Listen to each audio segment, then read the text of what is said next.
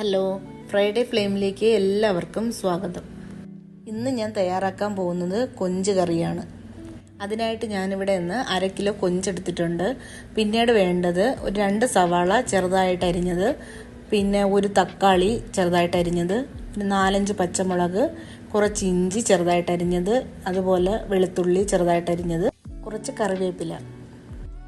ഇനി വേണ്ടത് മുളക് പൊടി, മഞ്ഞൾപ്പൊടി, കുരുമുളക് പൊടി, ഉപ്പ്.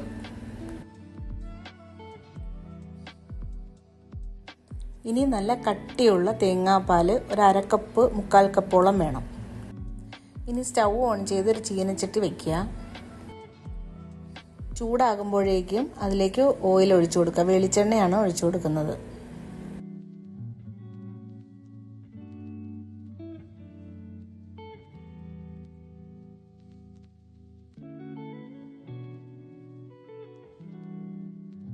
ഇനി എണ്ണ നന്നായിട്ട് ചൂടായിട്ട് വരുമ്പോഴേക്കും അതിലേക്ക് നമ്മൾ അരിഞ്ഞു വച്ചിരിക്കുന്ന വെളുത്തുള്ളി ഇഞ്ചിയും ഇട്ട് കൊടുക്കുക.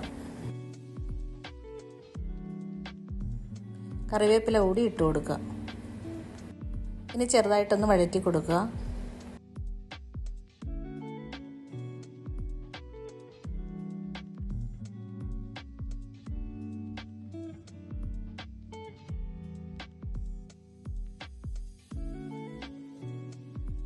ഇഞ്ചിയും വെളുത്തുള്ളിയൊക്കെ പച്ചമണമൊക്കെ ഒന്ന് വാടി വരുമ്പോഴേക്കും നമുക്ക് അരിഞ്ഞു വച്ചിരിക്കുന്ന സവാള ഇട്ട് കൊടുക്കാം.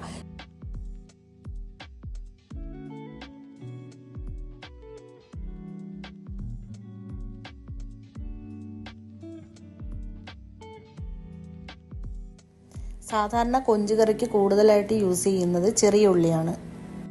ഞാനിപ്പോൾ സവാളയാണ് ഉപയോഗിക്കുന്നത്. സവാള ഉപയോഗിക്കുമ്പോൾ അത് ചെറുതായിട്ടൊന്ന് അരിഞ്ഞിട്ട് അതൊന്ന് കൈകൊണ്ടൊന്ന് തിരുമ്മി കൊടുത്തിട്ട് വേണം ഇതിലേക്ക് ഇട്ട് കൊടുക്കാൻ. ടേസ്റ്റിന് വലിയ വ്യത്യാസങ്ങളൊന്നും വരില്ല, എങ്കിലും ചെറിയ ഉള്ളി ഇടുമ്പോൾ കുറച്ചുകൂടി ടേസ്റ്റ് കൂടുതലാണ്.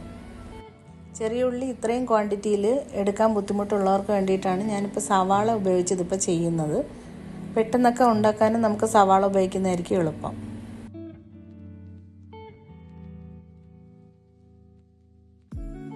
ഇനി അതിലേക്ക് ഉപ്പിട്ട് കൊടുത്തിട്ട് ഒന്നും കൂടെ നന്നായിട്ടൊന്ന് ഇളക്കി വാട്ടിയെടുക്കുക. നന്നായിട്ട് വഴണ്ട് വരണം, അതായത് ഒരു ബ്രൗൺ കളറോ അങ്ങനെയൊന്നും ആയി മാറണ്ട, എങ്കിലും നന്നായിട്ടത് വാടണം.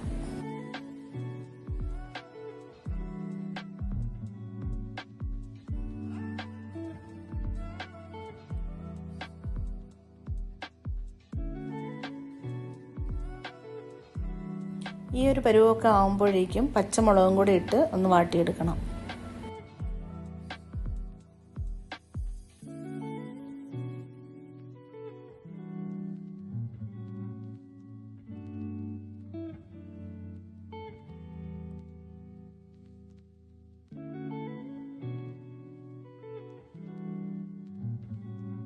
ഇനി നമുക്ക് അരിഞ്ഞു വച്ചിരിക്കുന്ന തക്കാളി ഇട്ട് കൊടുക്കാം.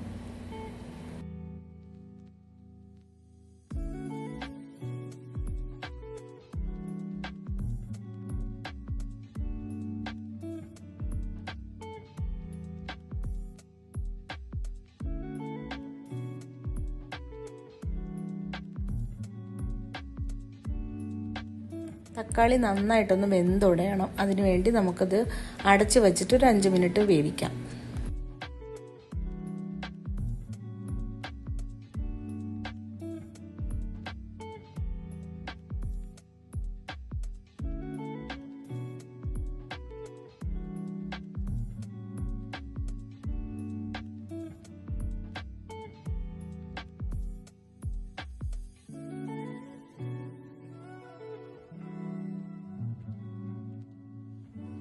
തക്കാളിയൊക്കെ നന്നായിട്ട് വെന്തുടയണം. അതിനുശേഷം നമുക്ക് ഓരോ മസാലപ്പൊടികൾ ഇട്ട് കൊടുക്കാം. മഞ്ഞൾപ്പൊടിയും കുരുമുളക് പൊടിയും മുളക് പൊടിയും ഇട്ട് നന്നായിട്ടൊന്ന് ഇളക്കി ഒന്ന് വഴറ്റിയെടുക്കാം. ഇതിൻ്റെ കൂട്ടത്തിൽ വേണമെങ്കിൽ നമുക്ക് കൊഞ്ച് ആഡ് ചെയ്യാം, പക്ഷേ ഞാൻ തേങ്ങാപ്പാൽ ഒഴിച്ചതിന് ശേഷമാണ് കൊഞ്ചിട്ട് കൊടുക്കുന്നത്.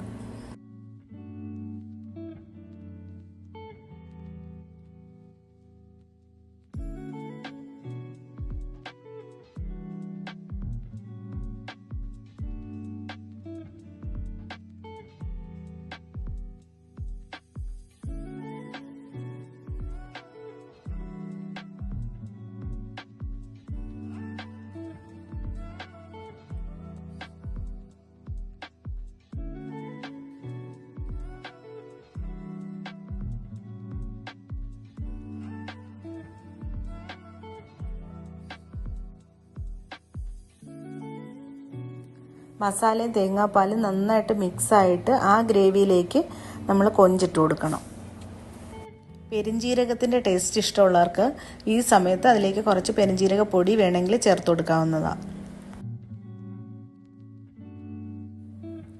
ഇനി അത് നന്നായിട്ട് ഇളക്കി കൊടുത്ത് കൊഞ്ചൊന്ന് കുക്കാവാൻ വേണ്ടി വെയിറ്റ് ചെയ്യാം. പിന്നീട് അതിലേക്ക് ഒത്തിരി വെള്ളമൊന്നും ആഡ് ചെയ്യരുത്, കാരണം ഓൾറെഡി അത് മിക്സായി കഴിയുമ്പോഴേക്കും മീനിൽ നിന്ന് കുറച്ച് വെള്ളം ഇറങ്ങും. അപ്പോൾ അധികം വെള്ളമൊന്നും ആഡ് ചെയ്ത് കൊടുക്കരുത്. അഥവാ വേണം എന്നുണ്ടെങ്കിൽ ഒരു 1/2 ഗ്ലാസ് വെള്ളം മറ്റും ആഡ് ചെയ്ത് കൊടുക്കുക. ഇപ്പം നല്ല ഗ്രേവിയൊക്കെ തിക്കായിട്ട് നല്ല ഒരു കൊഞ്ച് മസാല തയ്യാറായിട്ടുണ്ട്. നല്ല ടേസ്റ്റാണ്. എല്ലാവരും ഒന്ന് ട്രൈ ചെയ്ത് നോക്കേ.